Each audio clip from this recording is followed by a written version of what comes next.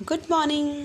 आज हम कक्षा 8 की पुस्तक पृथ्वी और हमारा जीवन के पाठ 2 कृषि एवं सिंचाई को पढ़ेंगे।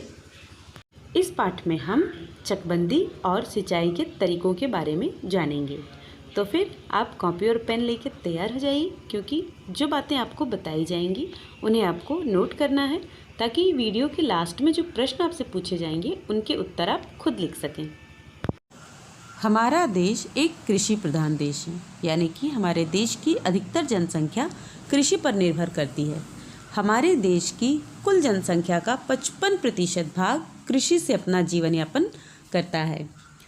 जब हमारा देश आज़ाद हुआ था, उस समय हमारे देश में कृषि की स्थिति बहुत ही खराब थी।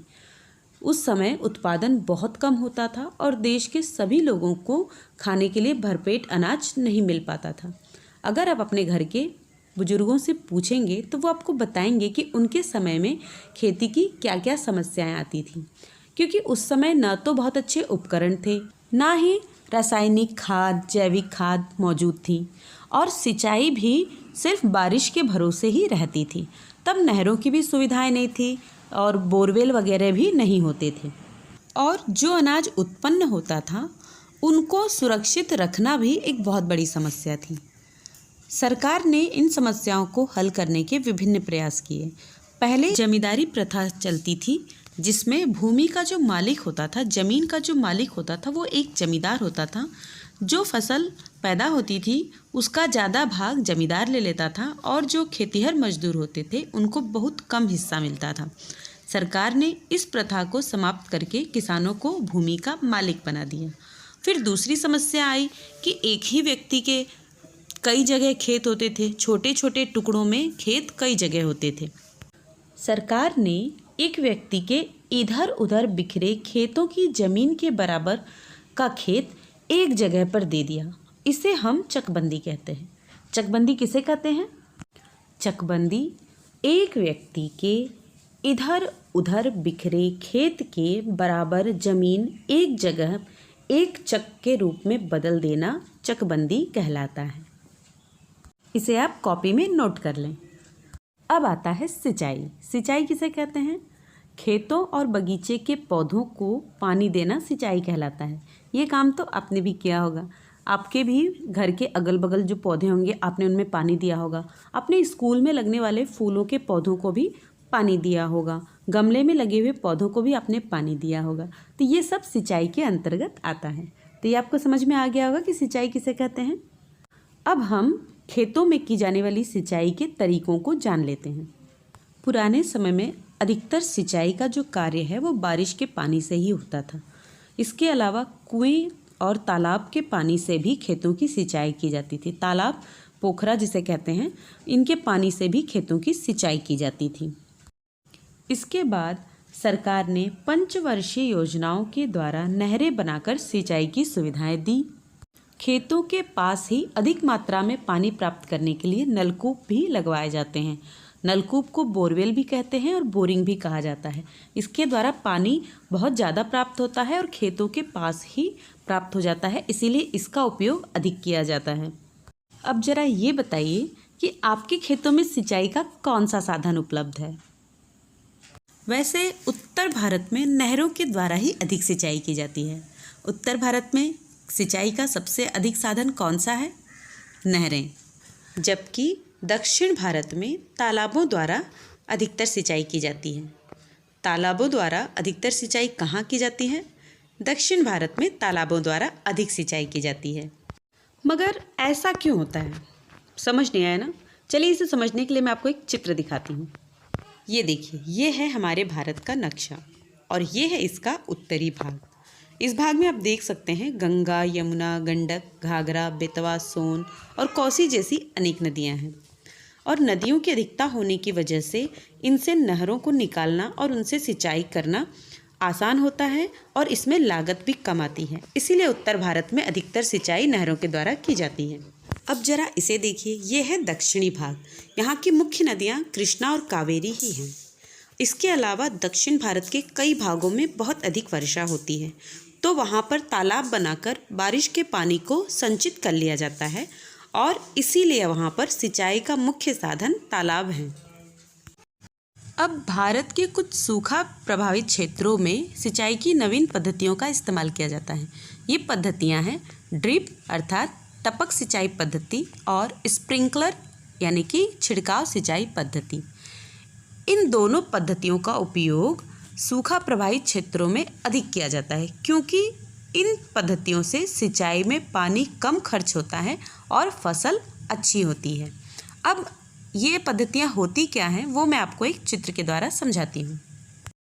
सबसे पहले ड्रिप यानी कि टपक सिंचाई पद्धति। इसका इस्तेमाल सामान्यतः बागानी फसलों यानी कि जो बगीचा बनाकर जिन फसलों का उत्पादन किया जाता है जैसे फल, फूल, साग, सब्जी आदि के लिए किया जाता है। अब आप ये चित्र देखिए। ये देखिए, इस प्रकार पानी के स्रोत से एक पाइप लगा दिया जाता है और पाइप के एक सिरे पर इस तरह का उपकरण होता है जिससे पानी धीरे धीरे टपकता रहे और पौधों की सिंचाई होती रहे। इसमें पानी कम खर्च होता है। इस पद्धति में पानी के टपकने के कारण ही इसे टपक सिंचाई पद्धति कहते हैं। अब ये देखिए, ये भी टपक सिंचाई पद्धति का ही एक उदाहरण है। इसमें देखिए आप, जो उल्टी बोतलें लगी हुई हैं उसमें पानी भरा है और वह पानी नीचे लगे पाइप के द्वारा टपक टपक कर धरती में पहुंच रहा है जिससे पौधों की सिंचाई हो रही है। तो अब आपको टपक सिंचाई पद्धति समझ में आ गई ना। चलिए अब हम देखते हैं स्प्रिंकलर यानी कि छिड़काव सिंचाई पद्धति। इसका इस्तेमाल खाद्यान्न फसलों जैसे गेहूँ, मटर आदि की सिंचाई के लिए होता है। इन दोनों पद्धतियों का इस्तेमाल मध्य पश्चिम के सूखा प्रभावित क्षेत्रों में अधिक किया जाता है। इसे भी आप एक चित्र के द्वारा समझ सकते हैं। ये देखिए, इस प्रकार पानी को पाइपलाइन के द्वारा खेतों के बीच में ले जाया जाता है और छिड़काव करने वाले उपकरण की सहायता से चारों तरफ खेतों में छिड़का जाता है। चित्र में आप देख सकते हैं कि पाइप के ऊपरी हिस्से से पानी का छिड़काव किया जा रहा है। चलिए अब हम लोग हरित क्रांति के बारे में जान लेते हैं। जैसा कि मैंने आपको बताया कि जब हमारा भारत देश आज़ाद हुआ था उस समय कृषि की स्थिति बहुत ही दयनीय थी। अनाज का उत्पादन बहुत कम होता था। फसलों में कई तरह की बीमारियां होती थी जिसके लिए दवा भी नहीं मिल पाती थी। सिंचाई के साधन उपलब्ध न होने के कारण बारिश पे ही किसान निर्भर रहते थे। कभी सूखा पड़ जाता था तो कभी बाढ़ आ जाती थी और कृषि कार्य के आधुनिक उपकरण भी तब मौजूद नहीं थे। सन 1966-67 ईस्वी में वैज्ञानिकों और सरकार के प्रयासों के स्वरूप हरित क्रांति लाया गया। अब ये हरित क्रांति क्या है इसे भी जान लेते हैं। अच्छे उन्नत बीज, खाद और सिंचाई के साधन तथा आधुनिक यंत्रों के उपयोग द्वारा कृषि उपज में तेजी से वृद्धि करना हरित क्रांति कहलाता है। इसे आप नोट कर लें। अब हरित क्रांति से लाभ। पहला, फसलों की उन्नत किस्मों का विकास। उन्नत किस्मों से मतलब ऐसी किस्में, ऐसे बीज जिनसे उपज अधिक होती है और जिसमें बीमारियां कम लगती है। दूसरा, उत्पादन में वृद्धि। तीसरा, रासायनिक खाद की उपलब्धता में वृद्धि। पहले रासायनिक खाद सभी को उपलब्ध नहीं हो पाते थे, परंतु हरित क्रांति से रासायनिक खाद सभी को उपलब्ध होने लगे। हरित क्रांति से जहाँ लाभ है वहीं हरित क्रांति से हानि भी है। पहला, कीटनाशक एवं रासायनिक खाद के प्रयोग से मृदा एवं जल प्रदूषण में वृद्धि। दूसरा, मनुष्य की रोग प्रतिरोधी क्षमता में कमी। तीसरा, घातक बीमारियों में बढ़ोतरी। देखिए, जब कीटनाशक और रासायनिक खादों का प्रयोग अधिकाधिक होता है तो ये जल के स्रोतों में मिल जाते हैं और जल को प्रदूषित कर देते हैं। जब भोजन के माध्यम से यही कीटनाशक और रासायनिक खाद मनुष्य के शरीर में जाते हैं तो ये उसकी रोग प्रतिरोधक क्षमता को कम कर देते हैं। इनमें से कुछ रसायन ऐसे होते हैं जो खतरनाक बीमारियों को जन्म देते हैं।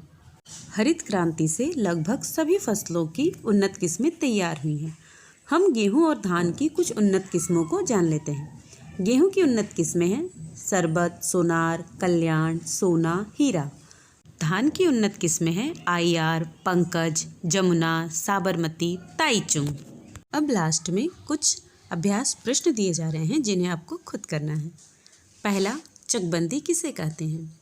दूसरा, उत्तर भारत में सिंचाई का मुख्य साधन क्या है? तीसरा, तालाब द्वारा सिंचाई देश के किन भागों में की जाती है? चौथा, टपक एवं छिड़काव सिंचाई पद्धति का प्रयोग कहाँ और क्यों किया जाता है? पांचवा, हरित क्रांति से आप क्या समझते हैं? और छठा है गेहूं और धान की 4 उन्नत किस्मों के नाम लिखिए। इन प्रश्नों का उत्तर आपको वीडियो को देख के करना है। अगर आप किसी प्रश्न को नहीं लिख पा रहे हैं तो वीडियो को फिर से देखें और फिर से इनका उत्तर लिखने का प्रयास करें।